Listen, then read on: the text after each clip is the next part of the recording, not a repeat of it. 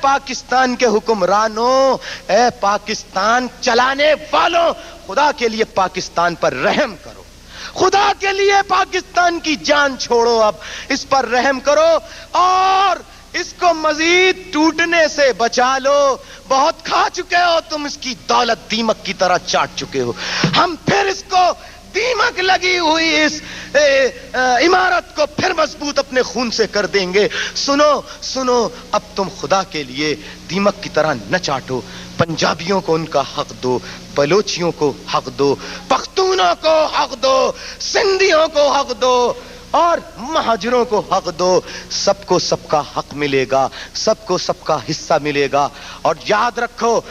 رکھو سندھیوں کو غدار نہ کہو، پٹھانوں کو غدار نہ کہو، بلوچیوں کو غدار نہ کہو، مہاجروں کو غدار نہ کہو، تم نے غدار کہہ کے کر ملک توڑوا دیا ہے۔ خدا کے لیے اس ملک کو بچا لو، خدا کے لیے اس ملک کو، کیونکہ ٹوٹ جائے گا، تمہارے دل پر کچھ نہیں گزرے گی، ہمارا بہت کچھ اجڑ جائے گا کہ اس وطن کے لیے ہم بہت کچھ پہلے اجڑوا چکے ہیں اپنا، لہٰذا ہم پاکستان کو مضبوط دیکھنا چاہتے ہیں، ہم پاکستان کو مستحکم دیکھنا چاہتے ہیں، ہم پاکستان کو خوشحال دیکھنا چاہتے ہیں، ہم پاکستان کو ترقی کرتا ہوا دیکھنا چاہتے ہیں۔ یہ اسی وقت ممکن ہے جبکہ تم پاکستان میں تمام رہنے والوں کو